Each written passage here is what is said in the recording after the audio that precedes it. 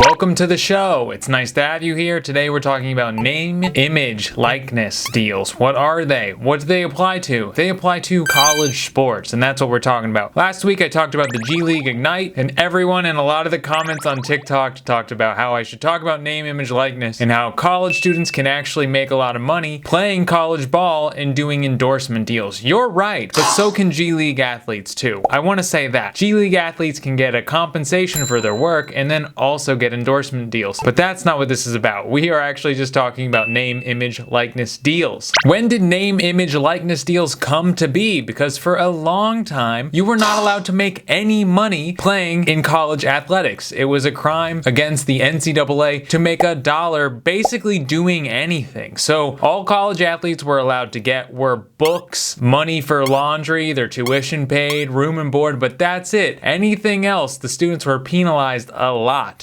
I don't know which one is right. Cam Newton was never penalized, but his dad was making calls all around the SEC saying, hey, if you want my son to go to your college, you're gonna have to pay $100,000 to $180,000. Because a recruiter from Ole Miss ratted on him when he got the call. Cam Newton went to Auburn. I don't know if Auburn paid him $180,000, but you can rest assured that Cecil Newton, Cam's father, called and asked if he could get $180,000 from Auburn University. Reggie Bush, of course, gave back his Heisman because he was taking gifts from USC boosters. A booster is just a benefactor who's affiliated with the school, who's giving someone, showing someone a good time, showing how good things can be if you go to a particular school. Most boosters are accused of giving players money or giving them compensation for going to that school. From what I remember from the 30 for 30 documentary, Reggie Bush's mom was living in a house in Southern California on the booster's dime. Terrell Pryor had to pay back $3,500 because he was selling his jerseys, he was selling his championship ring, and he was getting free tattoos for going to Ohio State. He had to pay it all back, which kind of sucks for Terrell Pryor. This was a funny one. Heisman winner Eric Crouch did a little speaking event, did a little public appearance for a friend of the University of Nebraska. Eric Crouch got a free sandwich and a plane ride worth $13. I don't know what type of plane ride is worth $13. He had to pay back $22.50 because he was supposed to pay for that out of pocket because he is an amateur and he is not allowed to get any sort of compensation for doing anything sports related. Now, starting July 21st, 2021, players can now do any sort of name, image, likeness deals that they want. They are free to do anything. And what prompted this? What prompted the NCAA to change their ways? Well, they were sued by a group of old NCAA players in a court case called the NCAA versus Alston. The NCAA was found guilty of violating antitrust laws, basically bad business practices, basically collusion, if you know what that is, organizing a monopoly. The court said there are no other businesses that do not have to worry about paying their workers a competitive wage, so therefore you are in violation of the antitrust laws. I believe it was the Sherman Act is the cited reference that the NCAA was in violation of. So following this court ruling, the NCAA said, hey, we better get our act together because there's going to be a lot of legislation coming. Name, image, likeness deals, go ahead and do them. Do anything you want. We do not care. The only thing a player cannot take money for is getting paid for doing anything athletic related. Maybe a certain amount of tackles from a player, maybe a certain amount of points scored if you're on a basketball team, or receiving money for nothing from a booster. If some guy that's affiliated with USC gives a guy money and there's nothing to say what he earned that money for, that's going to be a problem too. Certain religious schools probably have a problem with gambling endorsements or maybe alcohol endorsements, but that's about it. Everything else is fair game. Women and men have about the same amount of earnings in these deals, which is pretty cool because as we know, in professional women's sports and men's sports, there's a huge pay gap between the two, so it's kind of an equalizer. Why is that? I think it's because women are way better at social media, they know how to leverage it better, and men aren't that good at it or don't put that much effort into it, and it costs them a lot of money. So let's get into the players that have pretty solid endorsement deals and how they leverage them. Let's talk about Bryce Young. So Bryce Young is the starting quarterback for Alabama, the University of Alabama. He only has an Instagram and it only has like 200,000 followers, which seems like a lot to you and me, but it's really not that much. He could leverage his Instagram account for a lot more if he took more time Instagram, paid more attention to it, made it more engaging, maybe started a TikTok account. But currently, he's doing endorsement deals with a BMW dealership, he's doing it with Subway, he's doing it with Cash App, so he's making a lot of scratch off that, upwards of probably around $1 million.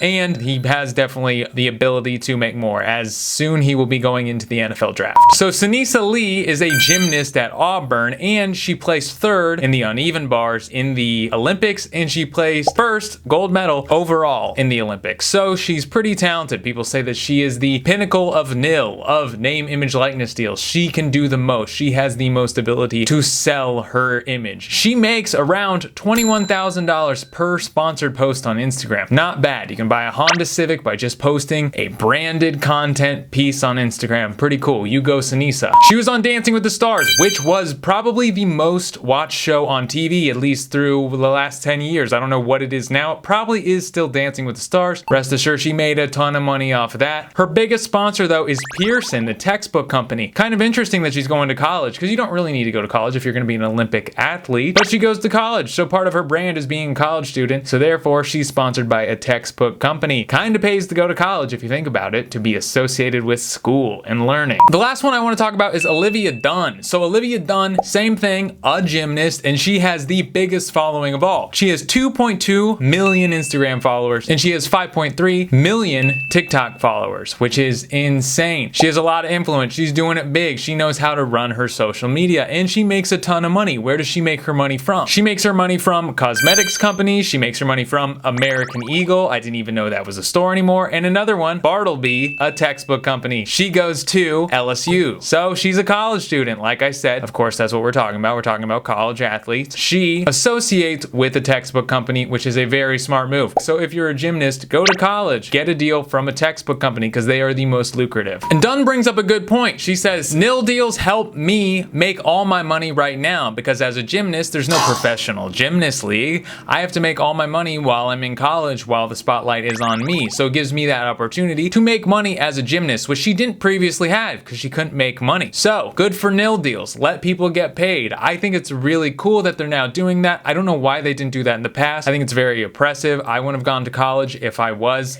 good at sports or anything. I wouldn't have done it. I would have been like, screw you. I'm going to be a professional athlete. I don't need to go to college. Maybe I'll go to college, but maybe in the future when I'm, all my bones are broken from being a gymnast. This is a weird hypothetical world that I'm creating for you, but NIL deals are good. Thank you for being here. Much love. Be good to your mothers.